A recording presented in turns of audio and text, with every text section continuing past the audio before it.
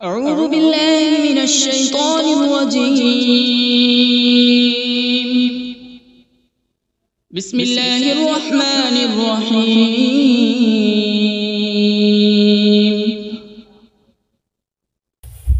اللہ کے نام سے شروع جو نہایت مہربان رحمت والا ہے۔ الرحمن علم القرآن. رحمان نے اپنے محبوب کو قرآن سکھایا۔ تفسیر میں ہے کہ حضور صلی اللہ تعالی علیہ وآلہ وسلم کے پاس قرآن پاک بظاہر حضرت جبرائیل علیہ السلام کے ذریعے آیا، لیکن در حقیقت اللہ تعالی نے اپنے محبوب صلی اللہ تعالی علیہ وآلہ وسلم کو سارا قرآن سکھایا ہے۔ خلق الإنسان علمه البيان.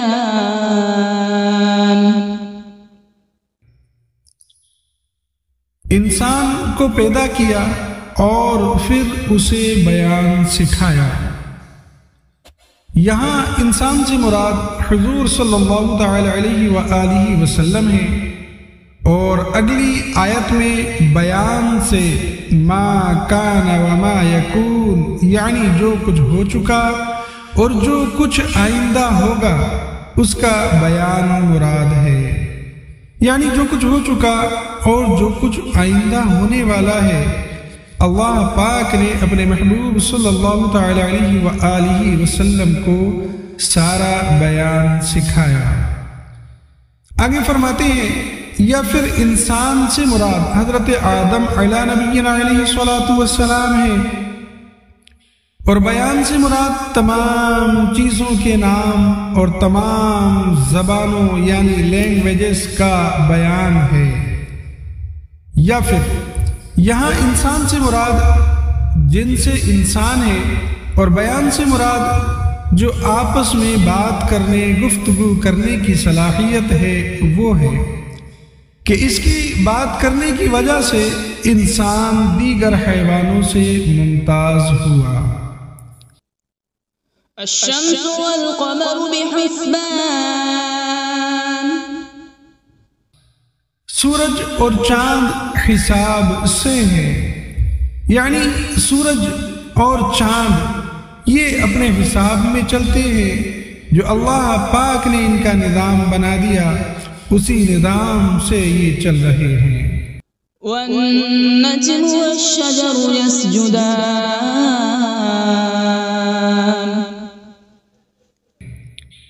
اور بغیر تنے والی نباتات اور درخت سجدہ کرتے ہیں۔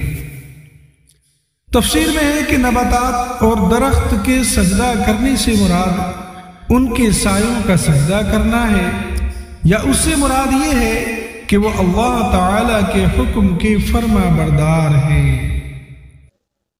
والسماء رفعها ووضع الميزان.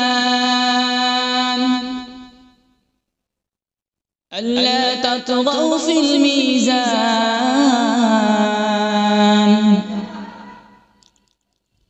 وأقيموا الوزن بالقسط ولا تخسروا الميزان.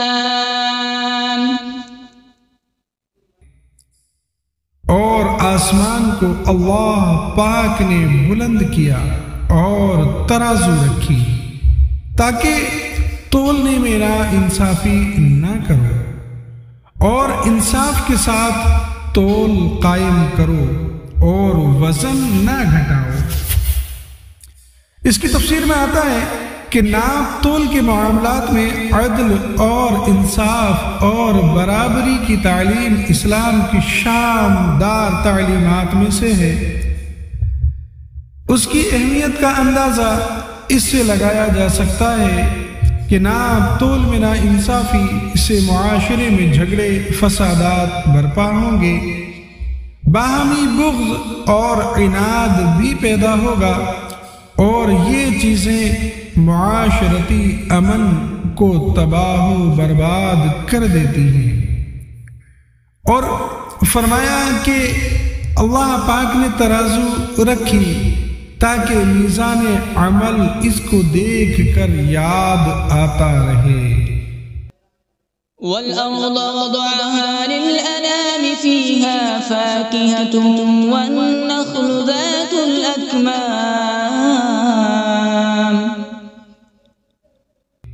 اور اس نے مخلوق کے لیے زمین رکھی، اس میں پھل، میوے اور غلاف والی کھجوریں ہیں۔ وَالْحَبُّ ذُو الْعَصْفِ وَالرَّيْحَانُ فَبِأَيِّ آلَاءِ رَبِّكُمَا تُكَذِّبَانِ۔ اور بھوسے والا اناج اور خوشبودار پھول ہیں۔ تو اے جنات اور انسانوں کے گروہ، تم دونوں اپنے رب کی کون کون سی نعمتوں کو جھٹلاؤ گے؟ خلق الانسان من صلصال كالفخار۔ اس نے انسان کو ٹھیکری جیسی بجنے والی سوکھی مٹی سے پیدا فرمایا۔ تفسیر میں ہے کہ یہاں انسان سے مراد حضرت سیدنا آدم علیہ نبینا علیہ السلام ہے، اور اس آیت میں اللہ تعالیٰ نے آپ علیہ السلام کی پیدائش کی کیفیت کا ایک انداز بیان فرمایا۔ وَخَلَقَ الْجَانَّ مِن مَّارِجٍ مِّن نَّارٍ۔ اور اس نے جن کو بغیر دھوئیں والی آگ کے خالص شعلے سے پیدا کیا، یعنی ایسے آگ کے شعلے سے پیدا کیا جس میں دھواں نہیں۔ فَبِأَيِّ آلَاءِ رَبِّكُمَا تُكَذِّبَانِ۔ تو اے جنات و انسان، تم دونوں اپنے رب کی کون کون سی نعمتوں کو جھٹلاؤ گے؟ رب المشرقین ورب المغربین۔ وہ دونوں مشرقوں کا رب ہے اور دونوں مغربوں کا رب ہے۔ تفسیر میں آتا ہے کہ دونوں مشرق اور دونوں مغرب، یعنی دونوں پورب اور دونوں پچھم۔ اس سے مراد یہ ہے کہ گرمیوں میں الگ سمت سے سورج نکلتا اور الگ سمت میں سورج چھپتا ہے، اسی طرح سردیوں میں کچھ سمت الگ ہو جاتی ہے چھپنے کی اور اس کے نکلنے کی۔ تو سورج کے طلوع ہونے اور غروب ہونے کے دونوں مقام مراد ہیں۔ فَبِأَيِّ آلَاءِ رَبِّكُمَا تُكَذِّبَانِ۔ تو تم دونوں اپنے رب کی کون کون سی نعمتوں کو جھٹلاؤ گے؟ مَرَجَ الْبَحْرَيْنِ يَلْتَقِيَانِ۔ اس نے دو سمندر بہائے کہ دونوں ملے ہوئے لگتے ہیں۔ تفسیر میں ہے کہ ان سے مراد میٹھے اور کھاری دو سمندر ہیں جنہیں ایسے بہایا گیا ہے کہ دیکھنے میں ان کی سطح آپس میں ملی ہوئی لگتی ہے، یعنی بالکل ایک جیسی لگتی ہے، کیونکہ ان کے درمیان ان کے بیچ میں فاصلہ کرنے کے لیے کوئی بھی ظاہری طور پر چیز نظر نہیں آتی۔ بینہما برزخ لا یبغیان۔ ان کے درمیان ایک آڑ ہے کہ وہ ایک دوسرے کی طرف بڑھ نہیں سکتے۔ تفسیر میں ہے کہ اللہ تعالیٰ کی قدرت سے ان کے درمیان ایک آڑ ہے جس کی وجہ سے وہ ایک دوسرے کی طرف بڑھ نہیں سکتے، بلکہ ہر ایک اپنی حد پر رہتا ہے اور دونوں میں سے کسی کا بھی ذائقہ مزہ تبدیل نہیں ہوتا۔ فبأي آلاء ربكما تكذبان؟ تو تم دونوں اپنے رب کی کون کون سی نعمتوں کو جھٹلاؤ گے؟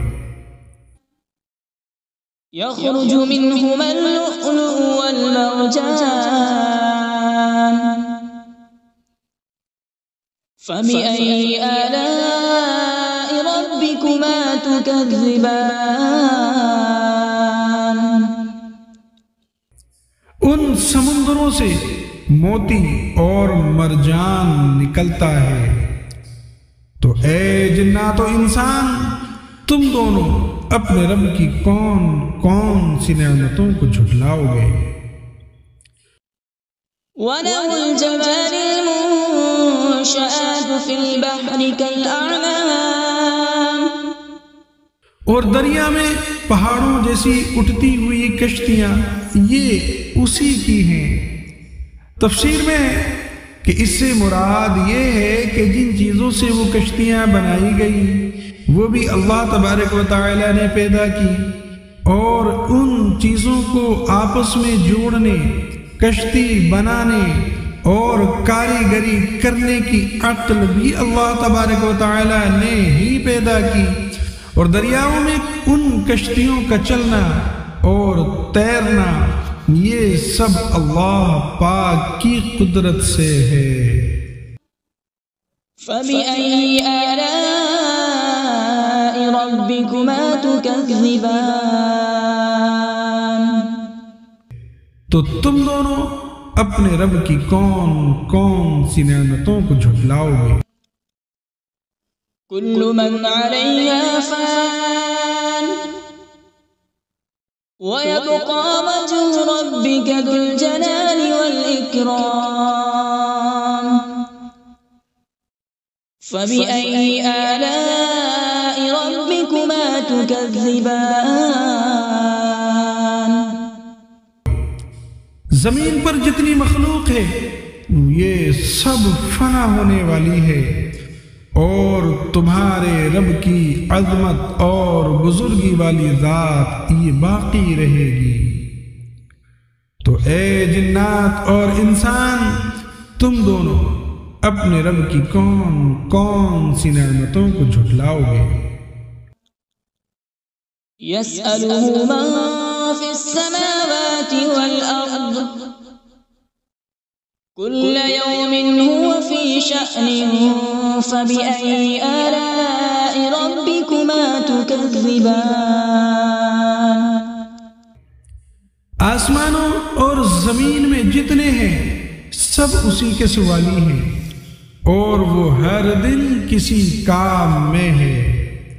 تفسیر میں کہ اس آیت کا معنی یہ ہے کہ اللہ تعالی ہر وقت اپنی قدرت کے آثار ظاہر فرماتا ہے، کسی کو روزی دیتا ہے، کسی کو مارتا ہے اور کسی کو زندہ کرتا ہے، کسی کو عزت دیتا ہے اور کسی کو ذلت میں مبتلا کر دیتا ہے، کسی کو مالدار کرتا ہے اور کسی کو محتاج، کسی کے گناہ بخشتا ہے اور کسی کی تکلیف دور کرتا ہے۔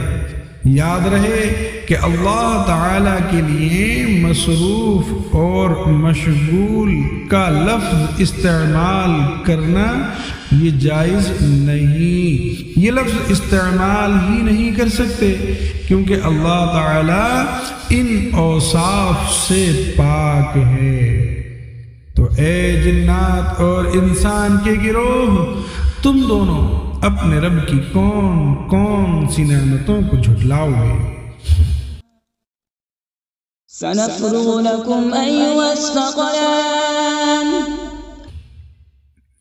اے جنوں اور انسانوں کے گروہ، ابھی ہم تمہارے حساب کا قصد فرمائیں گے۔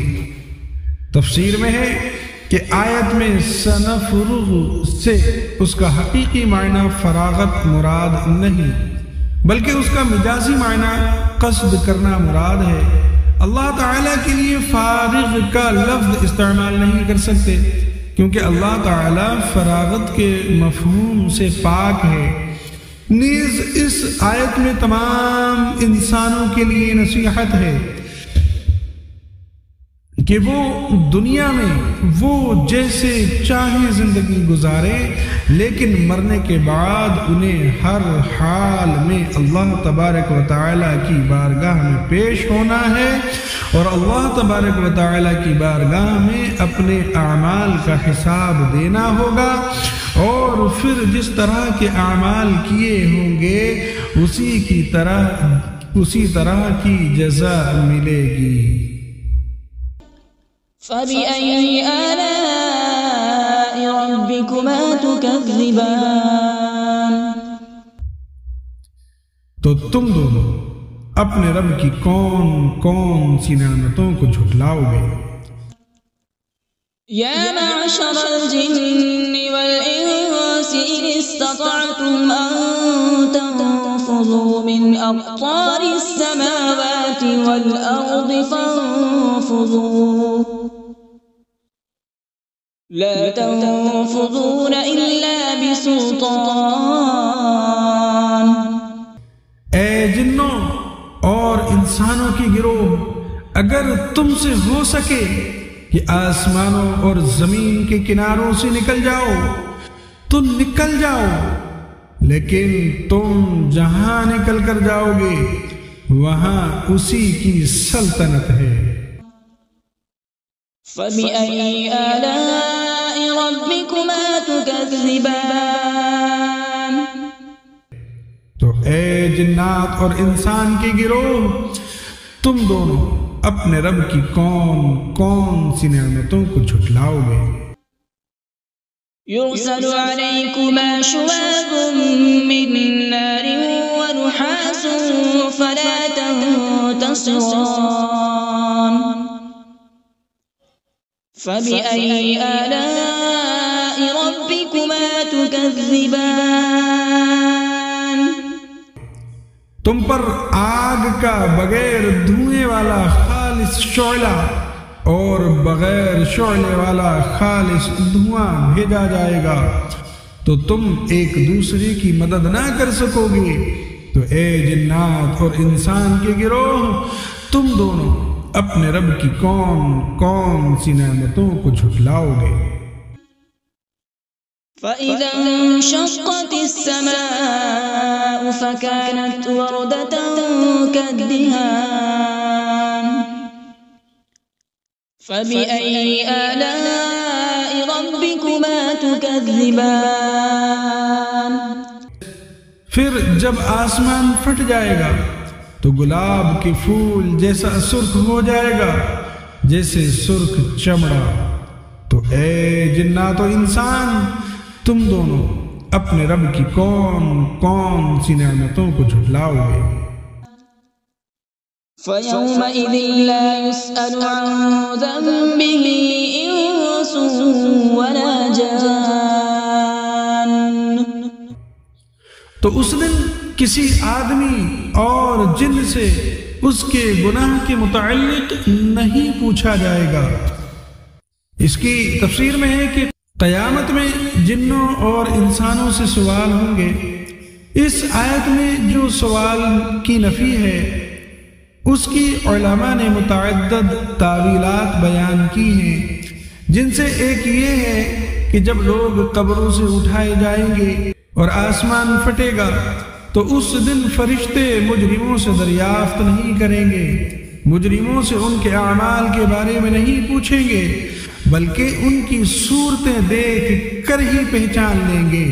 ان سے سوال دوسرے وقت میں ہوگا جبکہ لوگ حساب کے مقام پر جمع ہو جائیں گے۔ فَبِأَيِّ آلَاءِ رَبِّكُمَا تُكَذِّبَانِ؟ تو اے جنات و انسان، تم دونوں اپنے رب کی کون کون سی نعمتوں کو جھٹلاؤ گے؟ يُعْرَفُ الْمُجْرِمُونَ بِسِيمَاهُمْ فَيُؤْخَذُ بِالنَّوَاصِي وَالْأَقْدَامِ فَبِأَيِّ آلَاءِ رَبِّكُمَا تُكَذِّبَانِ؟ مجرم اپنے چہروں سے پہچانے جائیں گے تو انہیں پیشانی اور پاؤں سے پکڑا جائے گا، تو تم دونوں اپنے رب کی کون کون سی نعمتوں کو جھٹلاؤ گے؟ هذه جهنم التي يكذب بها المجرمون يطوفون بينها وبين حميم آن فبأي آلاء ربكما تكذبان۔ یہ وہ جہنم ہے جسے مجرم جھٹلاتے تھے۔ جہنمی جہنم اور انتہائی کھولتے ہوئے پانی میں چکر لگائیں گے، تو تم دونوں اپنے رب کی کون کون سی نعمتوں کو جھٹلاؤ گے؟ وَلِمَنْ خَافَ مَقَامَ رَبِّهِ جَنَّتَانِ، اور جو اپنے رب کے حضور کھڑے ہونے سے ڈرے اس کے لیے 2 جنتیں ہیں۔ تفسیر میں آتا ہے کہ اس آیت کا معنی یہ ہے کہ جسے دنیا میں قیامت کے دن اپنے اللہ پاک کے حضور حساب کی جگہ میں حساب کے لیے کھڑے ہونے کا ڈر ہو اور گناہ چھوڑ دے اور فرائض کی بجا آوری کرے، تو اس کے لیے آخرت میں اللہ پاک 2 جنتیں عطا فرمائے گا۔ فَبِأَيِّ آلَاءِ رَبِّكُمَا تُكَذِّبَانِ۔ تو اے جنات اور انسان کے گروہ، تم دونوں اپنے رب کی کون کون سی نعمتوں کو جھٹلاؤ گے؟ ذَوَاتَا أَفْنَانٍ فَبِأَيِّ آلَاءِ رَبِّكُمَا تُكَذِّبَانِ۔ کہ وہ شاخوں والی ہیں، تو تم دونوں اپنے رب کی کون کون سی نعمتوں کو جھٹلاؤ گے؟ فِيهِمَا عَيْنَانِ تَجْرِيَانِ فَبِأَيِّ آلَاءِ رَبِّكُمَا تُكَذِّبَانِ۔ ان میں 2 چشمے بہ رہے ہیں، تو تم دونوں اپنے رب کی کون کون سی نعمتوں کو جھٹلاؤ گے؟ فِيهِمَا مِن كُلِّ فَاكِهَةٍ زَوْجَانِ۔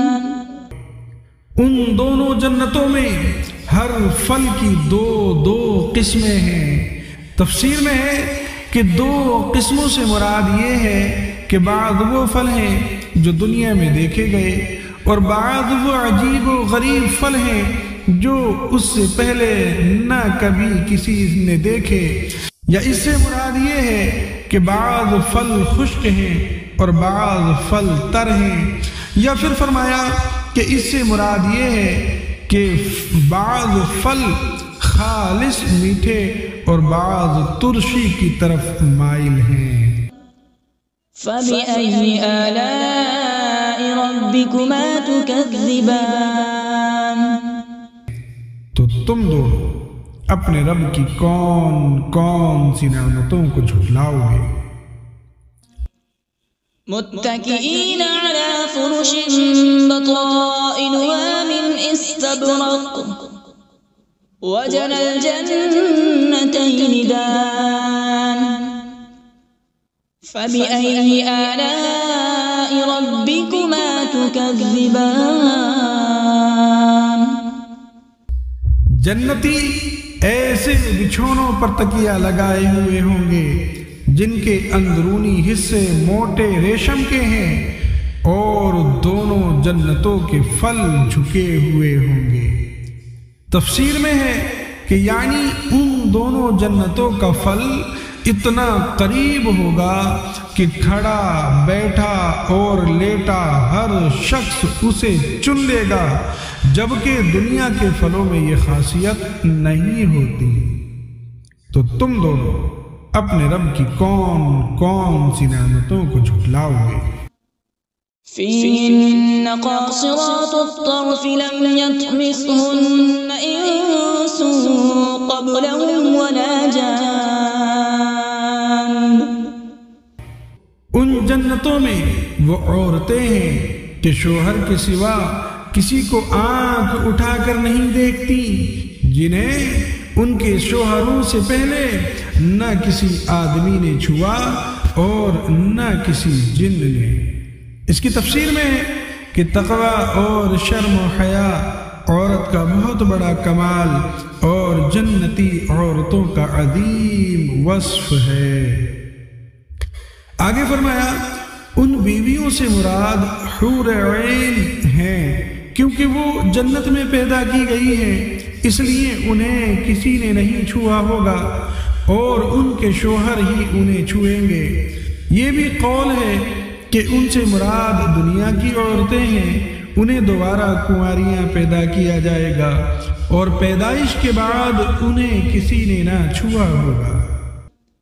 فَبِأَيِّ آلَاءِ رَبِّكُمَا تُكَذِّبَانِ.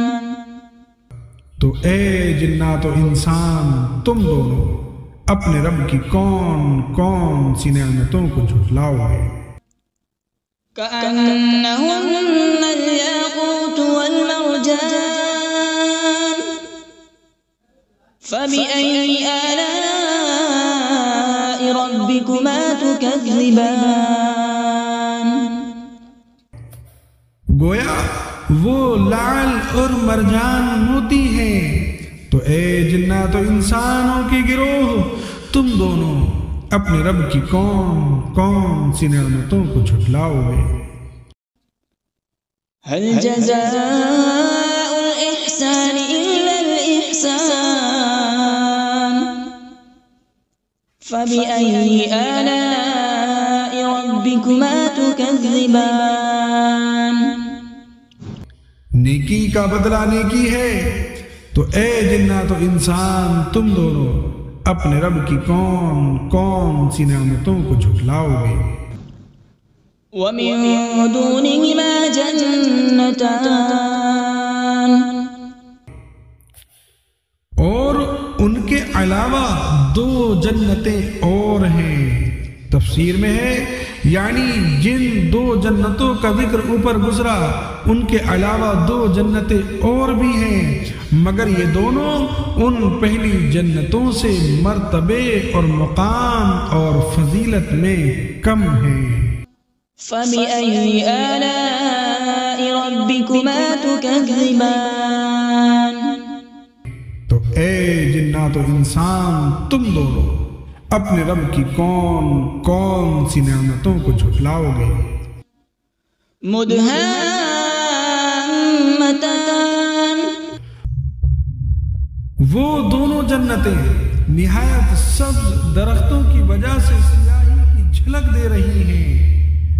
یہ تفسیر میں ہے کہ سبز رنگ انتہائی خوشنما رنگ اور آنکھوں کے لیے بہت مفید ہے. حدیث پاک میں ہے کہ سبز رنگ کی طرف دیکھنے سے بصارت میں اضافہ ہوتا ہے. فبأي آلاء ربكما تكذبان. تو تم دونوں اپنے رب کی کون کون سی نعمتوں کو جھٹلاؤ گے؟ فيهما عينان نضاختان. فبأي آلاء ربكما تكذبان. ان میں دو چھلکتے ہوئے چشمے ہیں. تو تم دونوں اپنے رب کی کون کون سی نعمتوں کو جھٹلاؤ گے؟ فيهما فاكهة ونخل ورمان. فبأي آلاء ربكما تكذبان. ان جنتوں میں میوے اور کھجوریں اور انار ہیں. تو اے جنات و انسان کے گروہ، تم دونوں اپنے رب کی کون کون سی نعمتوں کو جھٹلاؤ گے؟ فيهن خيرات حسان. ان میں اچھے اخلاق والی حسین شکل والی عورتیں ہیں۔ تفسیر میں ہے کہ جنت میں اچھی عادت اور اخلاق والی اور حسین و جمیل عورتیں ہیں۔ یہاں اخلاقی اچھائی کو اللہ تعالیٰ نے پہلے ذکر کیا۔ اس سے معلوم ہوا کہ اچھی عادت اچھی صورت سے افضل ہے، لہذا نکاح کے لیے کسی عورت کا رشتہ دیکھتے وقت اس کے حسن و جمال کے مقابلے میں اس کی اچھی سیرت، اس کے اچھے کردار، اس کی دینداری اور اس کی اچھی عادات کو ترجیح دینا چاہیے۔ فَبِأَيِّ آلَاءِ رَبِّكُمَا تُكَذِّبَانِ، تو تم دونوں اپنے رب کی کون کون سی نعمتوں کو جھٹلاؤ گے؟ حور مقصورات فی الخیام، فَبِأَيِّ آلَاءِ رَبِّكُمَا تُكَذِّبَانِ، خیموں میں پردہ نشین حوریں ہیں، تو تم دونوں اپنے رب کی کون کون سی نعمتوں کو جھٹلاؤ گے؟ لم يطمثهن انس قبلهم ولا جان،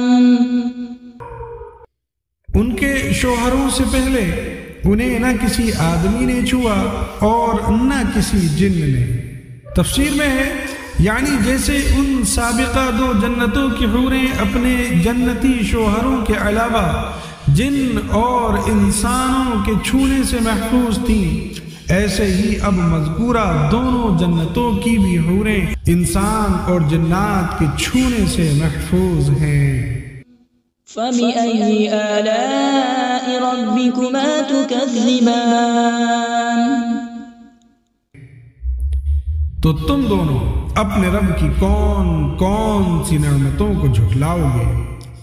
متكئين على رفرف خضر وعبقري حسان، جنتی سبز قالینوں اور انتہائی خوبصورت بچھونوں پر تکیہ لگائے ہوئے ہوں گے۔